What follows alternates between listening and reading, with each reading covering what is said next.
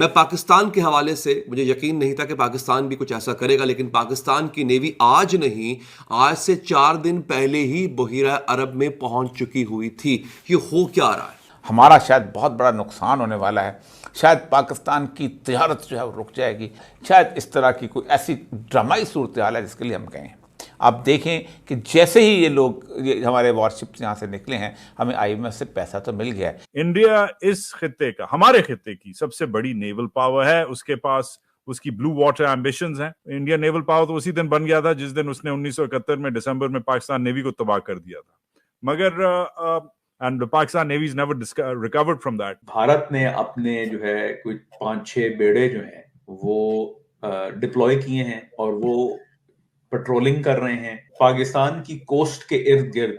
आपके ये भारतीय जो नेवल एसेट्स हैं वो डिप्लॉयड हैं, गश्त कर रहे हैं, अपनी एक्सरसाइजेस कर रहे हैं, सिक्योरिटी के जो जितने भी टास्क्स हैं वो पूरे कर रहे हैं। तो फिर पाकिस्तान जो है वो हेम्ड इन है, तो अब वो एक्सेलरेट कर रहा है। इसको मौका मिल गया है कि वो अपनी कैपेबिलिटीज को बढ़ाए। तौबा अस्तगफार, तौबा तौबा तौबा, खुदा मुझे माफ करे।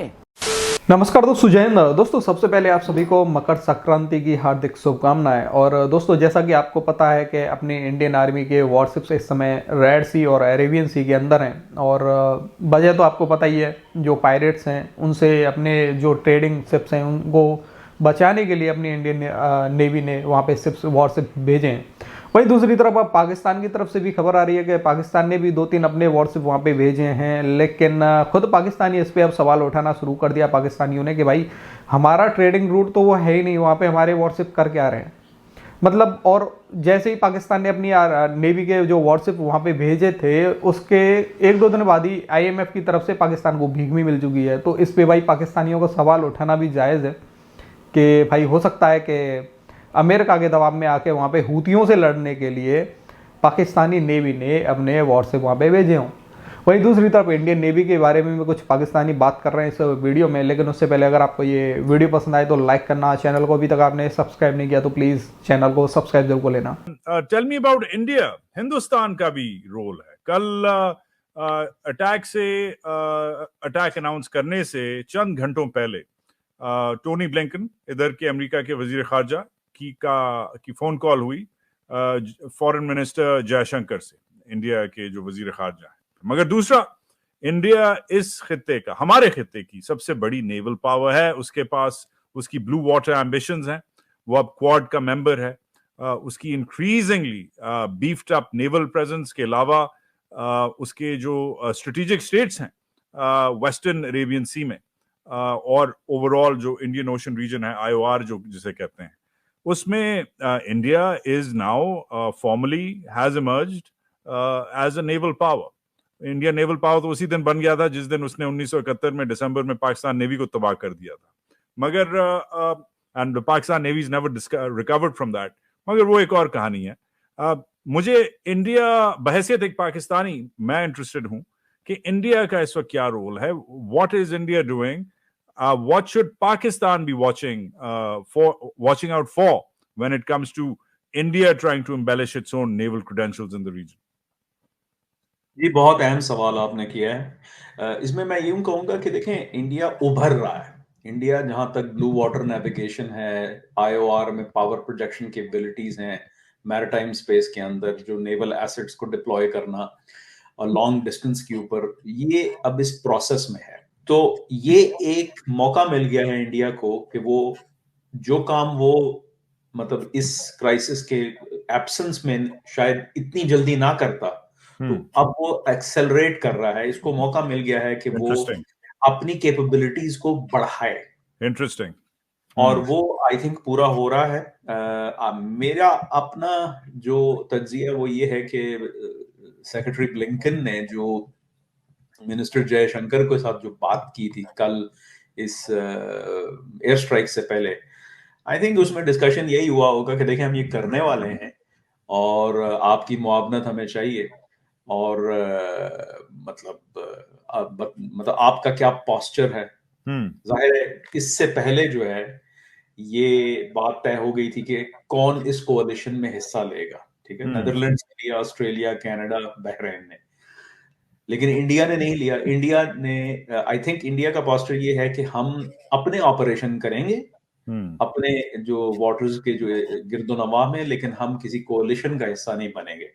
सो कहने का मकसद ये है कि ये उनको मौका मिल गया। अब from a Pakistani point of view, अगर आप अरेबियन सी का मैप उठा लें, अगर उन पाकिस्तान की कोस्ट के इर्द गिर्द आपके ये भारतीय जो नेवल एसेट्स हैं वो डिप्लॉयड हैं, गश्त कर रहे हैं, अपनी एक्सरसाइजेस कर रहे हैं, सिक्योरिटी के जो जितने भी टास्क्स हैं वो पूरे कर रहे हैं, that's too close to Pakistani waters ना। तो फिर पाकिस्तान जो है वो हेम्ड इन है, क्योंकि इफ इंडिया सेज कि भाई we are now going to provide security इस इलाके में, इंडिया को मौका मिल रहा है कि वो अपने जो काम वो शायद कई सालों में करता, वो एक फास्ट ट्रैक पे हो गया है। And I think that's what the Indian interest here. The Indian interest is not to get involved in ये हूतियों का मसला। कौन क्यों कोई इन्वॉल्व होगा, पराई जंग अपने आप पे अपने सर पे लेने की कोई किसी को जरूरत नहीं है। लेकिन ये है कि it's an opportunity that I think that the Indians are going to fully जो है ना टेक एडवांटेज ऑफ। आज इस यमन के ऊपर अमेरिका और उसके एलाइड फोर्सेस ने हमला कर दिया, लेकिन उसमें तकलीफ से बात यह है कि इस एलाइड फोर्सेस के अलावा आप सोचें कि पाकिस्तान की नेवी और भारत की नेवी ये भी उसके साथ खड़े हैं नॉन एलाइड के सूरत हाल में। लेकिन उसका हम तबसरा करते हैं कि हम क्यों चले गए हैं वहाँ पर और हमने उसके अंदर क्यों, किस बुनियाद पर और किस वजह से हम गए हैं। अगरचे के दावे किए जा रहे हैं कि जैसे हमारा शायद बहुत बड़ा नुकसान होने वाला है, शायद पाकिस्तान की तिजारत जो है वो रुक जाएगी, पाकिस्तान मंडियों तक अपना माल नहीं पहुंचा सकेगा और पाकिस्तान तक माल नहीं आएगा, शायद इस तरह की कोई ऐसी ड्रामाई सूरत हाल है जिसके लिए हम गए हैं। लेकिन हौसियों का कसूर क्या है? हौसी बेसिकली जब से गजा की कॉन्फ्लिक्ट शुरू हुई है, आप सोचें कि हौसियों ने उस जमाने से सबसे पहले ये किया कि उन्होंने ऐलान किया कि हम इसराइल के ख़िलाफ़ जहाद का ऐलान करते हैं, और उन्होंने अक्टूबर में यहाँ से गुजरने वाले जितने भी शिप थे उन पर हमला करना शुरू किया, और नवंबर में इन्हीं हौसियों ने एक जहाज़ पर कब्ज़ा किया और कहा कि ये इसराइल का जहाज़ है, लेकिन वो बाद में पता चला कि उसका ओनर जो था वो इसराइली था। अब मैं आपके सामने बताता हूँ, हमारे तीन जहाज़ जो हैं इस वक्त वहाँ पर पाकिस्तान नेवी के, ये मैं उनकी आपको इसके लोकेशन जो है वो आपको बता सकता हूँ। और इनके बारे में दावा ये किया जा रहा है कि इन शिप्स को बुनियादी तौर पर हमने इसलिए भेजा है कि हम मैरी टाइम ड्यूटीज़ जो हैं उनको हम जो हैं उनकी हम हिफाजत कर रहे हैं और हम उनको अपने मफादात के तहफ़्फ़ुज़ के लिए। इसके साथ ही ये इंडिया की जो खबर है कि 10 जहाज़ उनके इंडिया के जो इस वक्त वहाँ पर मौजूद हैं, और ये उनकी over 10 warships sent to deter pirate of the Arabian Sea. उनको पायरेट कहा गया, ये बहरी कज़ाक कहा गया। वो जहाज के लिए लड़ रहे हैं और ज़ाहिर बात है इनको इन्होंने बहरी कज़ाक कहा है। पाकिस्तान के जहाज़ अगर जाते भी हैं तो वो बीच में से अबू धाबी, दुबई वाला, जबले अली और उसके साथ साथ ये जो उनकी बंदर अब्बास वगैरह, इन बंदरगाहों से आके हमारे जहाज़ निकलते हैं। हमारा कोई तुक नहीं है उस तरफ जाने का, और ये इसमें से कोई एक शिप भी जो ऐसा नहीं जो पाकिस्तान के करीब से गुजरता हो। ये दावा करना कि हम इसलिए वहाँ गए हैं कि हमारा मामला जो है कि हमारा अपना मफाद जो है। अब आप मुझे जिस बात के ऊपर मैं यहाँ आना चाहता हूँ, अगर हम ये समझते हैं कि इस सारे मामले के अंदर हमने मैरीटाइम ड्यूटीज़ और अमेरिका का साथ देने के लिए ये सब कुछ करेंगे, तो मुझे नहीं लगता कि पाकिस्तान जो है वो इस वक्त किस लाइन पे जाएगा। आप देखें कि जैसे ही ये हमारे वॉरशिप्स यहाँ से निकले हैं, हमें IMF से पैसा तो मिल गया है, लेकिन क्या IMF का पैसा जो है हमारे मर्ज की इलाज है? तो दोस्तों आपने ये वीडियो देखा, मतलब कि अब भाई खुद पाकिस्तानी सवाल उठा रहे हैं पाकिस्तानी नेवी पे, और सवाल है वो उठाना भी जायज़ है एक तरीके से कि भाई वो रूट पाकिस्तान का है नहीं, और दूसरा देखो पाकिस्तान के पास में पैसा तो है नहीं जो ट्रेड करेगा, पाकिस्तान को सामान मंगाया गया या फिर वहाँ पे भेजेगा किसी दूसरे देश को, बनाते क्या है, कुछ भी नहीं। तो सवाल उठाना भी जायज़ है पाकिस्तानियों का। भाई उसके 1-2 दिन बाद ही पाकिस्तान को भीख मिल जाना IMF की तरफ से, और वहीं दूसरी तरफ भाई इंडियन नेवी के बारे में भी ये लोग बात कर रहे हैं कि भाई इंडिया को मौका मिल चुका है अब वहाँ पे पूरे रेड सी और अरेबियन सी में अपना दबदबा दिखाने का।